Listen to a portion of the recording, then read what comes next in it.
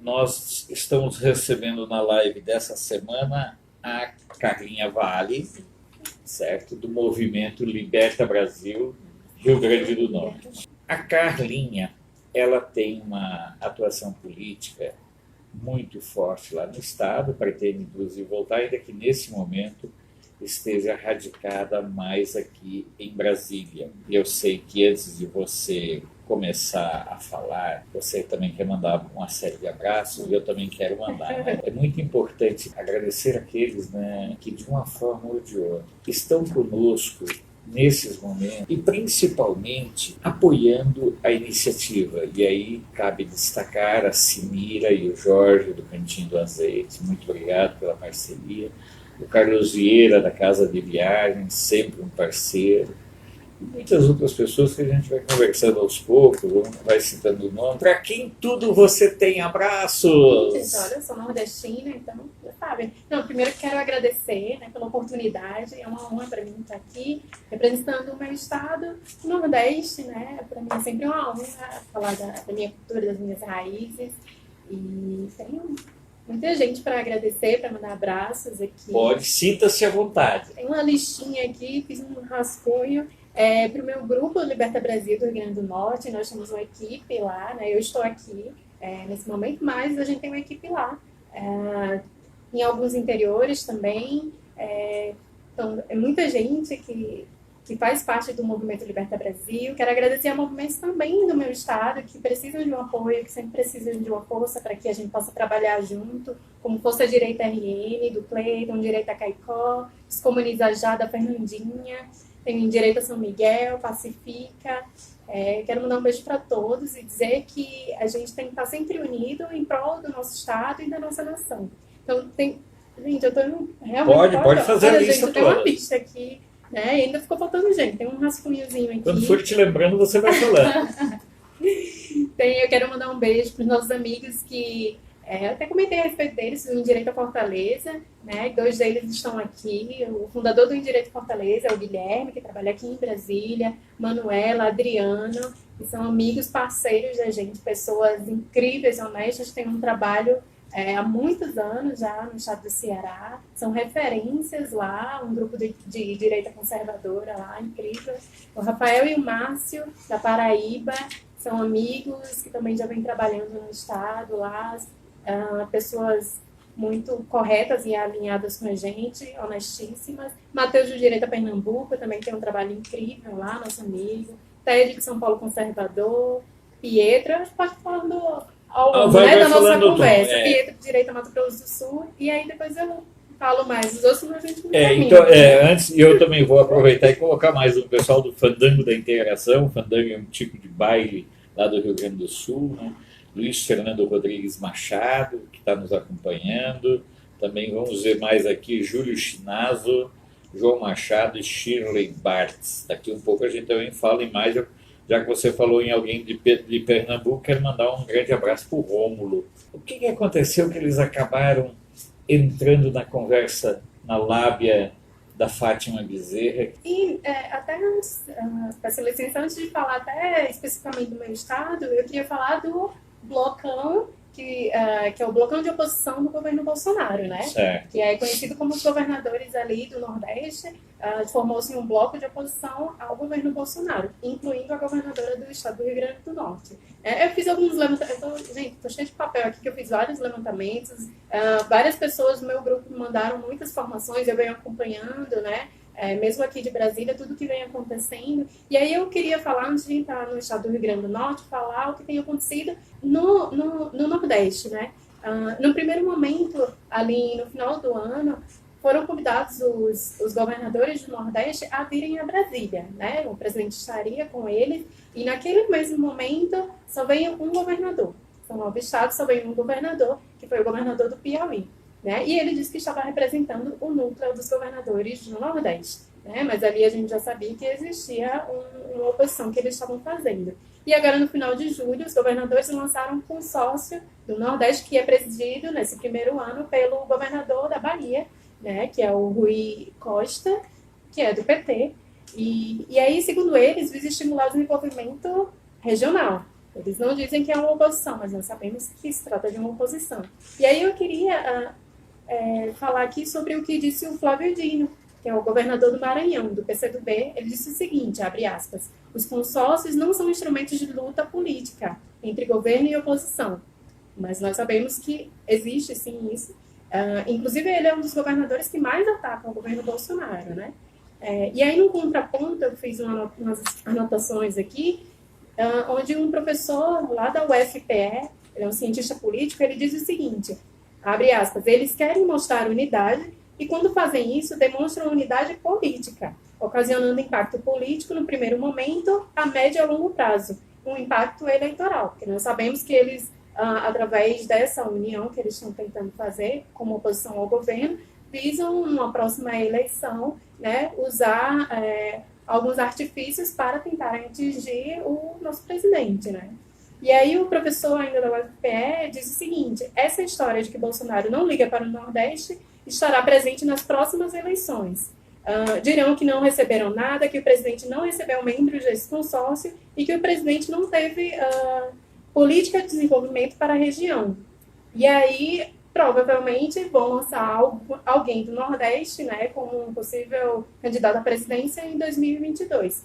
E aí ainda fiz aqui umas anotações, só no geral aqui do Nordeste, em relação aos políticos ainda, os governos da esquerda lá do Nordeste, que querem transformar o Nordeste num principal núcleo de oposição ao governo. Tem cidades ali no Nordeste, municípios, que 90% deles, 90% do município recebe algum tipo de benefício, seja um Bolsa Família, e aí eles, acreditando que isso veio de um governo petista, né, eles ficam ainda muito dependentes disso, muito dependentes do assistencialismo, né, que é a velha política, e aí que gera tudo isso que vem acontecendo, incluindo o Rio Grande do Norte. Existem dois aspectos que eu considero muito importante abordar nisso. Primeiro, é óbvio que tudo é política, tudo é jogo político. Esse é o primeiro aspecto. Segundo, quando o movimento usa como referência Flávio Dino, já descaracteriza pelo perfil que ele tem, pelas ações antidemocráticas que ele implementa lá no estado do Maranhão,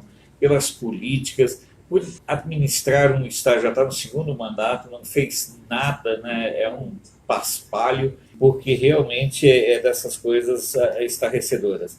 O que o governo Bolsonaro tem optado, pelo menos pelo que eu soube, é trabalhar diretamente com as prefeituras. Eu acredito que a ação prioritária do governo Bolsonaro deva ser diretamente com as prefeituras. Você fez um mapa, você situou dentro da realidade de algo que está acontecendo lá no Nordeste, nessa tentativa de criar um bolsão esquerdista venezuelano lá no Nordeste, né? Como está a administração lá no governo do estado, lá do Rio Grande do Norte? Olha, houve de início essa resistência, mas e vem acontecendo, né? Mas como ela não tinha mais para onde fugir, né? Até aqueles servidores que apoiavam ela estiveram na frente da governadoria fazendo uma manifestação, porque ela vem fazendo alterações em folhas de pagamento. E aí, com isso, até aqueles que apoiavam ela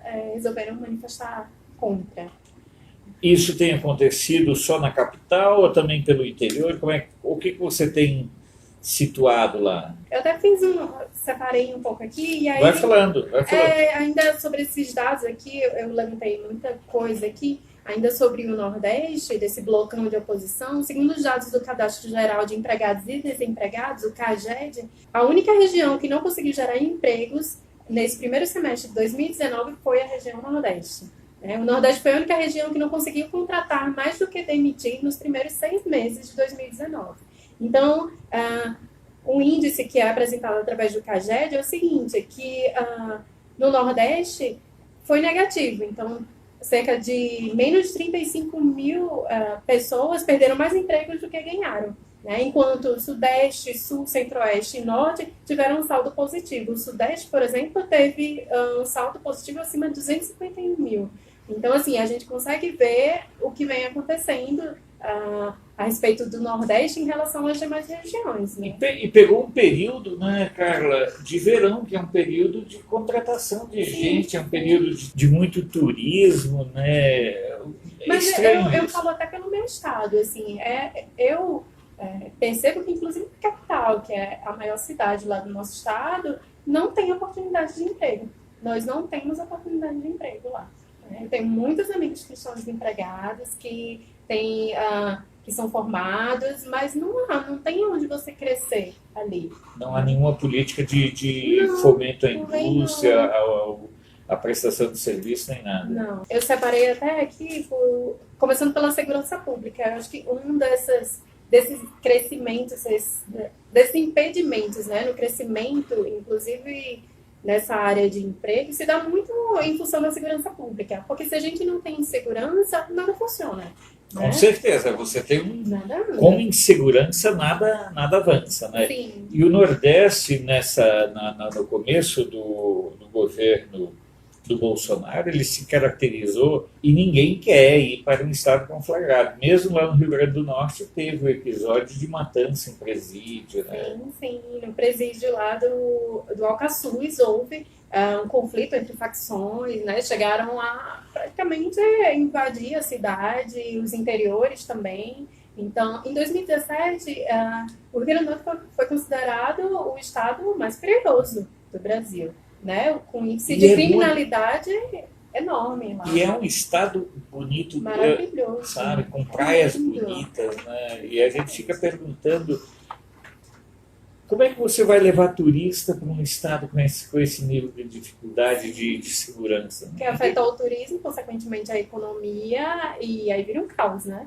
E é isso que está acontecendo no nosso estado. Você falou da questão da segurança pública, Carla. Como é que está essa situação lá no estado, lá em Natal? É perigoso? Natal é uma cidade perigosa? Olha, eu acho perigoso. Eu acho, comparando a época que eu já morei em outros estados, então, comparando a época da minha infância, que eu passei toda a minha infância, início de adolescência em Natal, nossa, é muito mais perigoso hoje em dia, em Natal. Assim, eu não consigo imaginar, eu nem imaginei que hoje em dia Natal se tornaria esse caos, assim. Eu fiz outro levantamento que eu queria muito passar, eu acho tão importante a gente falar. Então, fala lá. E aí, antes disso, até me perdoe que você perguntou a respeito da Fátima Bezerra. Sim, Fátima Bezerra é a governadora do estado do Rio Grande do Norte, que foi eleita com 57% dos votos, né, válidos. Ela já foi... Eu vou passar alguns números do meu estado. Ela foi senadora, né, também. Foi senadora, né, antes de ser eleita, foi deputada estadual, foi por 3 vezes deputada federal no nosso estado, e foi senadora por último, né, e agora eleita governadora. E aí eu levantei uns dados para vocês terem uma ideia do que acontece na segurança pública do Rio Grande do Norte. O RN apresenta um déficit de 10 mil policiais e bombeiros, incluindo policiais militares e civis. O Estado possui menos de 10 mil entre policiais militares, policiais civis e bombeiros, quando o previsto em lei exige que seja no mínimo de 19.681. Ou seja, é quase o dobro necessário para o nosso Isso Estado. é para o Estado todo? Para o Estado todo, né? Nós deveríamos ter um policial atendendo cerca de 250 pessoas. Nós temos um policial para atender mais de 2 mil pessoas no nosso estado. A Polícia Militar chegou a ficar... O último concurso foi em 2006. Gente, o último concurso da Polícia Militar do Rio Grande do Norte foi em 2006. E aí, no ano passado, eles resolveram realizar um concurso para praças, né? E aí... está parado o concurso, né? Eu ouvi dizer que estavam convocando para o TAP, mas foram mais de 10 anos sem concurso na Polícia Militar do Estado do Rio Grande do Norte. A Polícia Civil também realizou o último concurso em 2008. E aí ainda uns dados aqui da SESED, que é a Secretaria de Segurança Pública e Defesa Social do Estado do Rio Grande do Norte, que admite esse déficit e fala sobre os concursos, pois a PM, que chega a ter um efetivo de 8 mil, deveria ter 14 mil no nosso estado. A Polícia Civil tem 1.398 e deveria ter mais de 5 mil. A gente não combinou nada, mas qual é a população de Natal? Em Natal, 711 mil. E o Rio Grande do Norte como um todo? 3 milhões e meio aproximadamente. Nós estamos falando de uma população de 3 milhões e meio um efetivo de 1.000 e quantos policiais civis? 1.398. Ou seja, é uma barbaridade, né? Sim. É uma coisa assustadora. Continue passando esses dados, porque eu acredito, Carla, que o mais importante é situar as pessoas num raio-x contra números. Não tem como você negar, né? Então, essa posição que a Carla está trazendo é uma posição muito tranquila, ela é baseada em números oficiais, não é achismo. Não é eu penso que tem tanto. Não, as secretarias informam a quantidade de funcionários, né? Levando em conta, por exemplo, que você tem um universo aí de pessoas que estão em férias, que têm algum afastamento por doença, Exatamente. que geralmente nessas áreas, em áreas como segurança, Que trabalham em educação, presídios, que estão em outros órgãos. sabe, estão cedidos para a Câmara de Cedidos Vereadores, para a exatamente. Assembleia Legislativa, estão fazendo segurança de ex-governadores, de ex-prefeitos. Sim. Desse número efetivo aí sim é chute meu. Eu não acredito que mais de 60% esteja nas ruas. Não, eu até não coloquei aqui, mas é exatamente isso. É exatamente isso que eu li nos dados. Em torno de 60%, Sim, 60%. é o que temos de efetivamente. Ou seja, se nós temos um universo de 1.398, temos aí, a grosso modo, 700, 800 policiais civis trabalhando. Eu não sou tão bom de matemática, mas acho que é isso. Né? 838. 838. Quer dizer, é assustador isso. Demais. Né? E aí o Simpoca, Sindicato dos Policiais, Servidores de Segurança Pública do Estado do Rio Grande do Norte, deu a seguinte declaração. Ele diz: se você tem uma demanda de crimes para apurar e investigar, você não faz devido ao baixo efetivo. Não inclui inquéritos, não gera mandatos de prisão contra criminosos, gerando a impunidade. Que uma coisa vai acarretando outra. É o caso também dos bombeiros militares, que são 573 só, bombeiros militares. 573? Quando deveria existir, por lei, mais de 1.000. Então, deveriam ter 24 unidades de corpo de bombeiros. No estado do Rio Grande do Norte só existem 6, sendo 3 em Natal e 3 no interior. De posse desses dados, eu te pergunto o seguinte: só por esse raio-x, você também deve ter esses dados das outras áreas, mas para a gente passar a régua aqui na questão da segurança.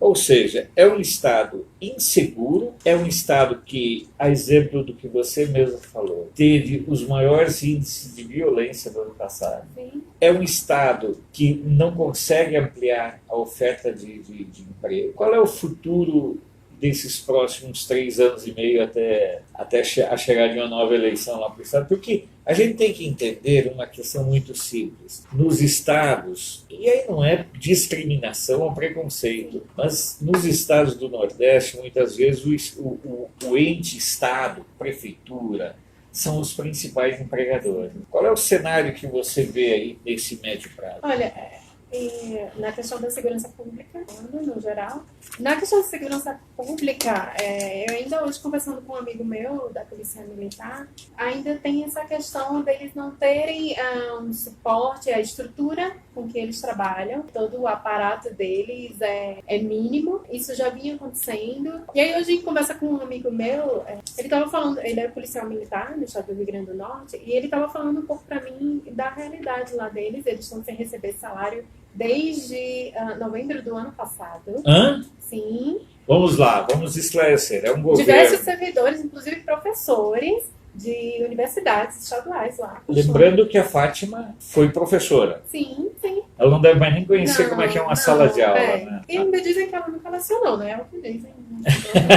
Quando eu falo do Flávio Dino botou a polícia para cima dos manifestantes que estavam questionando uma remoção em uma área lá de São Luís. Ou seja, democracia zero. Vamos só retomar o seguinte: os policiais bombeiros estão desde... Esse meu amigo especificamente da Polícia Militar, além dos servidores também do Rio Grande do Norte, estão desde novembro do ano passado sem receber salário. 13º também, inclusive, foi parcelado, 13º de alguns funcionários lá, não receberam todo o salário. Essa é a situação do Rio Grande do Norte nesse momento. A governadora veio a Brasília, eu acredito que dia 13, ela esteve aqui em Brasília, para tentar, de alguma forma, conseguir algum... São segmentos de servidores públicos que estão sem receber desde 2018, outubro, novembro. Está aparecendo uns jornais em Brasília que ainda não pagaram o 13º de todos os servidores também, certo? E ainda ele disse mais, que a governadora inflamou a máquina com muitos cargos comissionados. Né? Diz que o Centro Administrativo lá do Rio Grande do Norte está parecendo o setor 2 da UFRN, que é o setor de humanas lá. Então, assim, devido a muitos comissionados que ela colocou, não se importando com os funcionários, né? Agora mesmo teve a crise das Margaridas, que eu vi aqui em Brasília. Marcha das Margaridas. Marcha das Margaridas.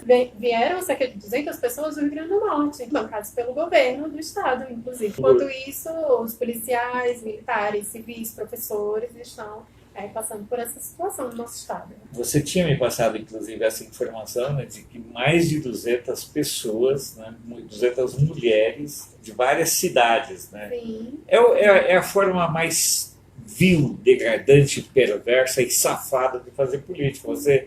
Essa questão de você inchar a máquina pública com cargos comissionados é outra prática para você empregar cabo eleitoral, para você empregar uma série de apaniguados políticos, cumprir uma série de acordos que você faz durante a campanha. Né? Agora, esses estão com salário em dia. Com certeza. Aí, a gente ainda, concluindo aqui a parte da segurança pública, saiu na BBC News o seguinte, que o Rio Grande do Norte é considerado o pior lugar para ser jovem no Brasil. Ainda tem isso, tá, gente? Então, entre 15 e 29 anos, essa é a média de idade das pessoas que morrem por mortes violentas no Rio Grande do Norte. Então, é considerado o pior estado para um jovem viver, tá? O estado do Rio Grande do Norte. Enquanto em São Paulo, por 100 mil pessoas morrem 18, né? São 18 mortes por 100 mil habitantes, no Rio Grande do Norte são 152 vítimas por 100 mil habitantes. E, assim, eu falo até com minha experiência própria, ali no IML do Rio Grande do Norte, ITEP, como a gente chama lá, eu tive algumas aulas, eu sou da área de saúde também, eu tive algumas aulas na área forense, e por dia lá chegavam muitos jovens, cadáveres mesmo, né? Eu tinha aula lá no IML, e eram 90% das mortes que aconteciam lá, dos mortos, dos corpos, eram de jovens. Mas, jovens. Assim, aqui agora conjecturando, mortes em decorrência do crime, de facções criminosas. Facções criminosas, tráfico. Sim, exatamente. Troca de tiro, troca de afagos entre gangues e grupos. Porque você olha assim, as fotos das praias do Rio Grande do Norte. É lindo, viu? O Rio Grande do Norte é maravilhoso. Maravilhoso. Daí você fica um estado com uma cultura muito bonita, né? Há, inclusive, eu não sei até que ponto é história ou é apenas lenda urbana, a própria palavra forró surgiu no Rio Grande surgiu por conta da presença dos norte-americanos, de uma unidade militar, certo? Lá em Natal, né? Quer dizer, eles faziam bailes para todo mundo, forró virou forró, como os nativos não conseguiam falar for all, né, sabe? Até hoje tem uma expressão que especificamente é falada em Natal, eu uso muito em Natal, no Rio Grande do Norte eu não sei dizer, que é boy. Eles falam muito lá, um jovem fala muito pro outro, boy, vem aqui, e dizem que veio desde esse momento, de quando os norte-americanos estiveram em Natal, que existia uma base militar, porque o Rio Grande do Norte tem uma localização estratégica ali no mapa do Brasil. Inclusive a Inframérica construiu um aeroporto lá em São Gonçalo do Amarante. São Gonçalo do Amarante, né? Está subutilizado, que deveria ser o principal hub de todos os voos motivo da de Europa. muitas críticas, inclusive, esse aeroporto lá em São Gonçalo do Amarante. Ele sempre foi localizado muito próximo a Natal, na cidade de Parnamirim, que ela é muito próxima, fica ali na Grande Natal. Parnamirim, inclusive, que é conhecido como a cidade trampolim da Vitória, justamente por causa dessa época, e o aeroporto ficava ali. Mas por questões políticas, ele foi ali na época da Copa do Mundo, ele foi para São Gonçalo do Amarante, que fica muito longe. A partir de dados da Polícia Civil que nós estávamos falando, para casos de mortes violentas, lá em Natal, são 10 delegados e 70 agentes para Natal. Lembra que eu falei? Tem um pouco mais de 711 mil habitantes em Natal, são 10 delegados. Existem delegados no interior do Rio Grande do Norte que, às vezes, eles chegam a ficar com 5, responsáveis por 5 UTPs, 5, 6, às vezes com um agente com 2 agentes, às vezes sem um escrivão. Essa é a realidade do Rio Grande do Norte, segurança pública, né, do nosso estado. E aí eu tenho a boa notícia, né, que diferente do que muitas pessoas falam, que o governo federal não se preocupa com o Nordeste. No meu estado, o governo federal, né, o governo do Bolsonaro confirmou o repasse de 80 milhões para a segurança pública do estado do Rio Grande do Norte. Então, equipamentos, aperfeiçoamento dos profissionais, né, viaturas, isso foi liberado pelo governo de Bolsonaro. Vamos lá, chega a faltar. Né? São quadros, enquanto o próximo item é o quê? Educação. Aí vocês vão. Eu quero mandar uns abraços. Pode, vamos lá, vamos uns abraços antes de entrar na educação. Que são nossos amigos, parceiros, a gente luta tanto pelo nosso país, vamos mandar um abraço conjunto para o Paulo Enéas. Paulo, eu esqueci meu nome. Da outra vez ele esteve aqui, ele lembrou de mim, você lembrou de mim. Nós lembramos. O Paulo Enéas, do Crítica Nacional, também. Maravilhoso, Paulo Enéas. Mandar um abraço também para o Otávio Facuri, para o pessoal. Sabe? Para a Letícia. Letícia Catel, amiga também. Incrível, uma mulher incrível. Então vamos lá, e os próximos abraços são quais? Então, um amigo do Direito a Mato Grosso, né, que é o Rafael, o Direito Amazonas, que é o Carlos Lucoli. Então, as pessoas têm lutado muito ali no seu estado, né, têm buscado. Assim como o Movimento Liberta Brasil e outros movimentos também no estado do Rio Grande do Norte, não só na capital, mas pelos interiores, muitas pessoas têm buscado conscientizar, né? Na realidade, esse é o nosso objetivo. O Roger, do Curitiba contra a Corrupção, também tem um trabalho incrível lá em Curitiba. O Cristóvão, Direito a Goiás. E aí eu até comento com eles, quando vocês vierem a Brasília, entrem em contato comigo e agradeço essa oportunidade, né, que vocês estão dando para o movimento, né? E para o Rio Grande do Norte, e acredito que darão para outros estados Quem também. é que é de Curitiba que você falou? É o Roger. Vamos lá. Educação. Era de se esperar que um estado governado por uma pedagoga, por alguém que fez o concurso para professor, o que não quer dizer que tenha sido professora, que essa pessoa tivesse um comprometimento com a educação. Isso está acontecendo ou não? Olha, tá para o lado que convém a eles, na realidade, né? Inclusive, ela sancionou a lei que garante a liberdade de expressão, segundo eles, né? A liberdade de expressão nas escolas, universidades. Como diz um amigo meu do Direito a Goiás, o Cristóvão, nada mais é do que oficializar a doutrinação, que já existe. A doutrinação já existe. Nós apoiamos muito o Escola Sem Partido. E o Escola Sem Partido diz o seguinte: a Constituição assegura aos professores a liberdade de ensinar, no exercício da atividade docente. Então, assim, eu até conversei a respeito dessa lei que foi sancionada lá no Rio Grande do Norte com o general Girão, que é o nosso deputado federal, foi eleito pelo PSL. Que está se recuperando de uma intervenção cirúrgica. Sim, lá em São Paulo, ele fez uma cirurgia cardíaca. Então, ou seja, conversamos muito a respeito também. Se eles não estão resolvendo a questão da educação, porque a questão de intervenção, pelo menos demagogicamente, estão atuando. Sim, eu recebo, mas não aqui em Brasília eu recebo vídeos, eu recebo denúncias de professores que, no determinado dia de uma manifestação, eles mandam um e-mail para os alunos e dizem: hoje a nossa aula vai ser na rua. Então, os alunos são praticamente obrigados a participarem. De 2 semanas, inclusive, um dos vídeos que me mandaram foi de militantes petistas dentro do IFRN, do Instituto Federal de Natal. E lá eles montaram uma tenda, no vídeo mostra claramente, eles montaram uma tenda lá com o nome Tenda Comitê Lula Livre RN. Então, tinha um bazar que vendia canecas Lula Livre, adesivos Lula Livre. Não tinha uma celinha lá para emitir? E, assim, um absurdo, né? No patrimônio, né, público, e estarem apoiando um criminoso, né, porque ele é um criminoso. E aí eu recebi várias pessoas me falaram a respeito disso. Além das universidades estaduais, eu botei aqui o ERN, o FRN, as escolas públicas também, tem muitas pessoas que falam comigo a respeito dos professores que têm tentado doutrinar os alunos, né, lá. Então, assim, é realmente um antro comunista. No Nordeste, nas universidades federais lá do Rio Grande do Norte. Então, é algo que a gente precisa trabalhar muito. Eu converso muito com o pessoal do Liberta Brasil, e existem muitos movimentos que têm essa consciência que os movimentos eles não servem só para manifestar, né?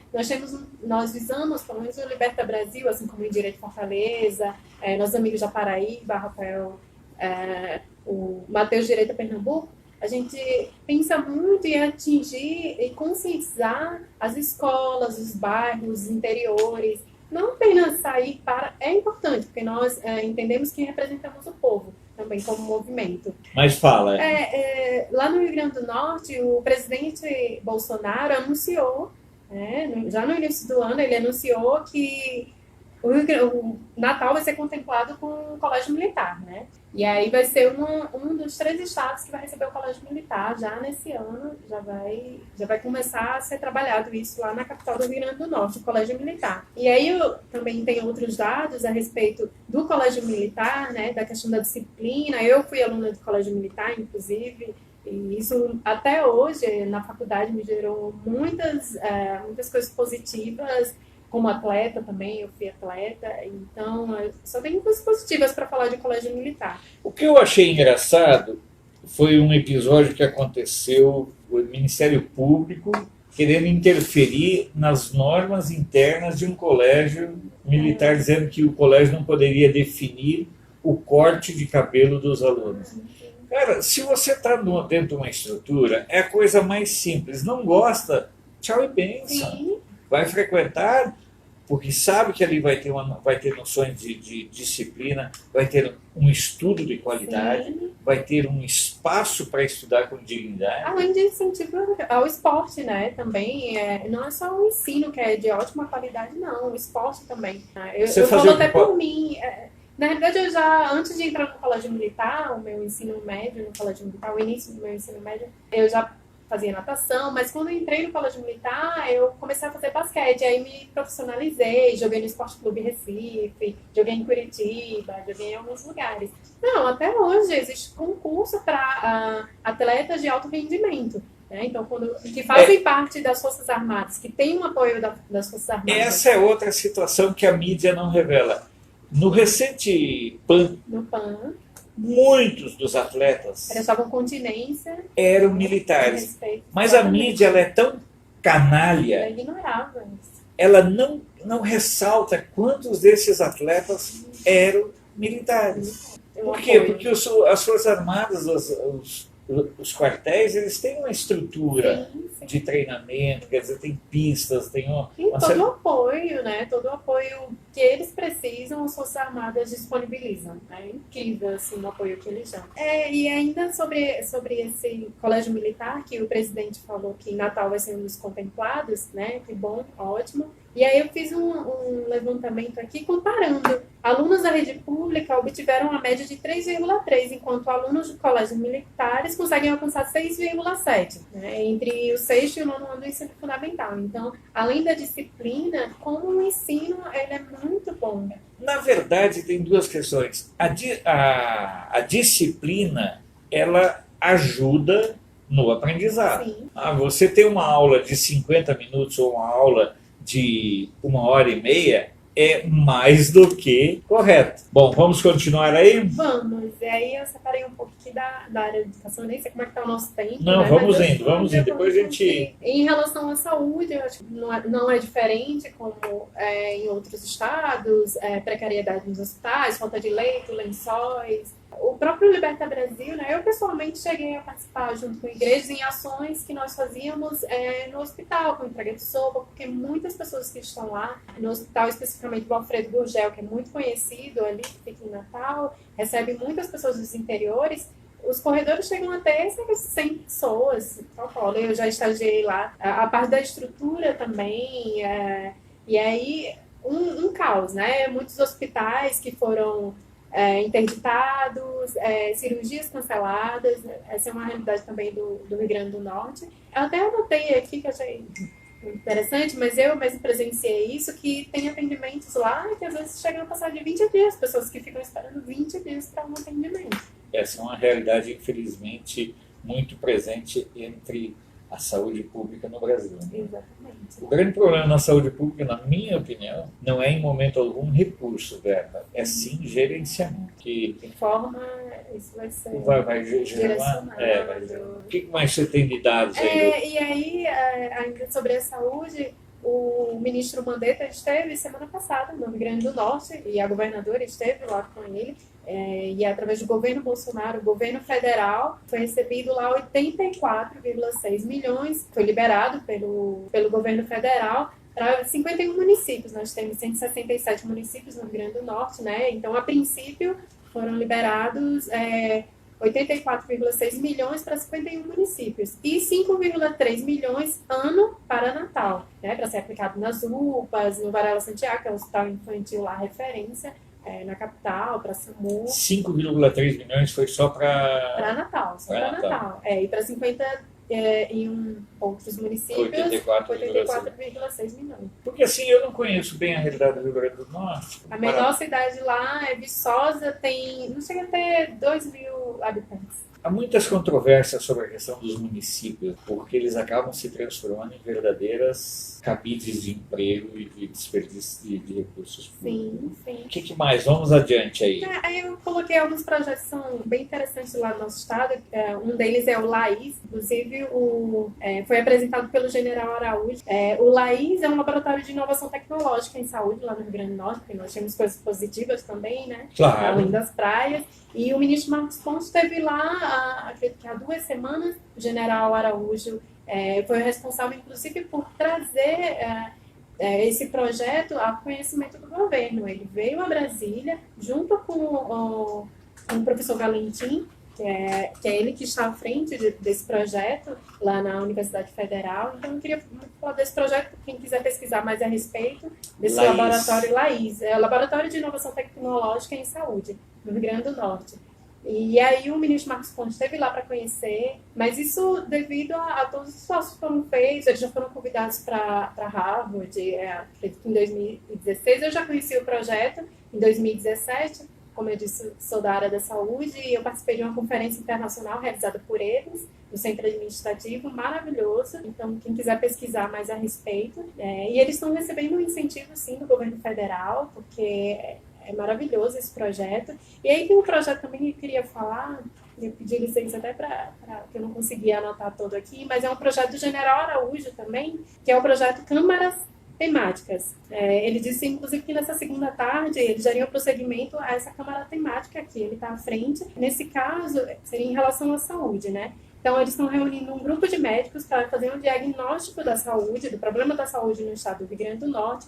E aí, 15 dias depois, os mesmos médicos voltaram lá para apresentar soluções. E aí, na etapa seguinte, os pré-candidatos ali que eles vão ter do PSL vão apresentar uma proposta de plataforma política e será apresentada aos médicos numa reunião de avaliação, né? Então, ele quer trabalhar ali, quer fazer um levantamento junto com os médicos, e aí de que forma, posteriormente, eles podem contribuir com o Estado, né, nessa área da saúde. Aí, no final, eles vão visitar alguns hospitais para, finalmente, capacitar os candidatos, os possíveis candidatos ali do PSL, para atuarem em todo o Estado, para contribuir. Porque a gente não vive só de manifestação, né? A gente tem que trabalhar, fazer com que melhore o nosso Estado. O PSL está bem organizado no Rio Grande do Norte?